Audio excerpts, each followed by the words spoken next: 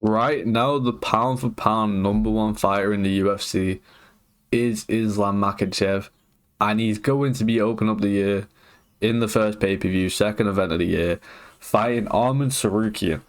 And I thought it was a perfect time for me to go through who I think actually has a chance to beat Islam Makhachev and kind of grade it of who I think would beat him and who I would pick to beat him. And we've got 5 tiers to do so.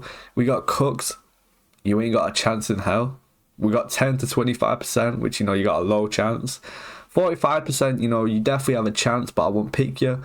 50-50, I'm on the fence. And then we got Woodwin, where I would pick you to beat Islam Makhachev.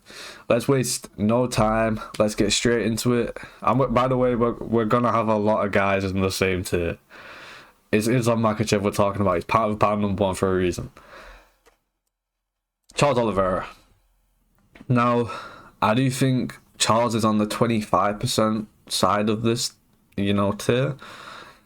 But I'm sorry, man. I love Charles. I don't see him beating Islam.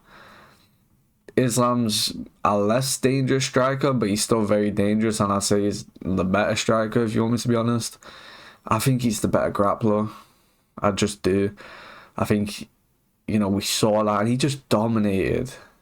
He dominated Charles in that first fight. And everything he's gone on to do since, he's going on to his fourth title defense. I just couldn't pick Charles. Now, I do think he has a chance. It's Charles Oliveira, in my opinion. No, this isn't even in my opinion. He is a top 3 lightweight in the world. It's him, Arman, and Islam. So I do think he would have a chance, but I couldn't pick him in good faith. Next up, we got Max Holloway. I give Max Holloway a 10% chance. He's at the lower end of this tier. Now, we don't see Max get took down a lot, but that's because people don't try to. Think about it. Calvin Kattar didn't try. Yair didn't try. Volk didn't try. Who else? I can't think of anyone else. Ilia didn't try. Korean Zombie didn't try. I can't think of the last time someone tried to take Max down. I can't actually. It was Ilia, and Ilia successfully took him down. Max did get back up, but Ilia is a Greco-Roman wrestler, and he specializes on getting you down, not really keeping you down. But I think Islam's a better striker than Max, to be honest. I also think that he would fuck him up on the ground. I give Max Holloway a very small chance of beating Islam Makhachev. Next up, we got Justin Gaethje, who I told you, man, a lot of people going on the same to who I'm putting in the 10 to 25% chance. I'd give Justin Gaethje like a 15% chance just because of the power. Listen, we can look at how Dustin did against Islam. But to be honest, I do think that fight was just plot armor because that was kind of like the whole last dance type thing. That was just plot armor, bro. Just plot armor, okay? That's why Dustin did good in that fight, but he was still clearly losing. I just think Islam's much superior to Justin Gaethje. Justin Gaethje is very sloppy. Yes, he's improved from when he first entered the UFC 7 years ago, but he's still extremely sloppy. Powerful, dangerous, yes, but Islam is a better striker. Gaethje's there's 2 different types of cardio: striking and wrestling cardio. Gaethje has shit wrestling cardio. You take Gaethje to the ground, you grapple Gaethje, he's going to gas. We saw that with Khabib. Khabib lost the first round, but then just cleared Gaethje. I think Islam clears Gaethje as well, even though I don't think he's on the same level as Khabib in the wrestling, but I think the fight goes very, very similar. I think he'd, try to put the pressure on in the first round, not as much as Khabib does. I think he'd finish Justin with submission in the second or third. Late second, somewhat in the third. Next up, we move on to Paddy Pimblett. Buddy, you're cooked. You're cooked, okay? Paddy is nowhere near the striker of Islam Makhachev. He would get knocked out on the feet. He would get ragdolled on the ground. He's not submitting Islam. I don't think he has any chance at all, okay? Next up, we got Arman Sarukian. I'm giving him 45% chance. Now, Arman is very skilled, yes, but I just don't think there's anything that he's better than Islam at. I think Islam and Arman are on like the same level cardio-wise. I think Islam's a better striker.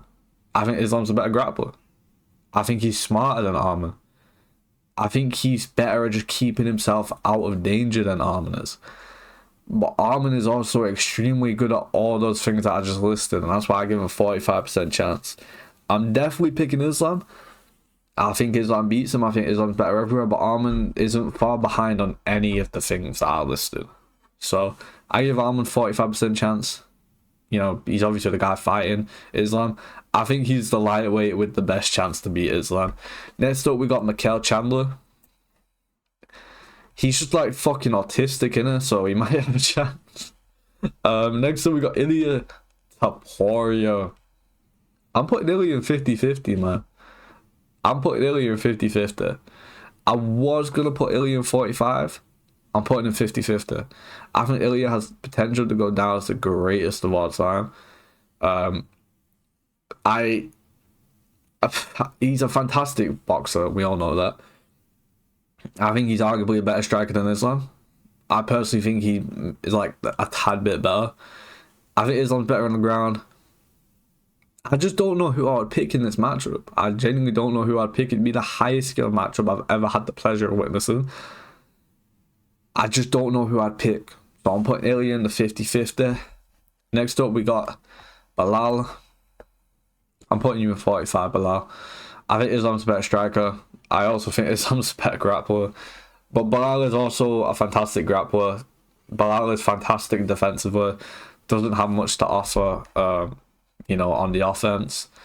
This fight isn't going to happen, if we're honest.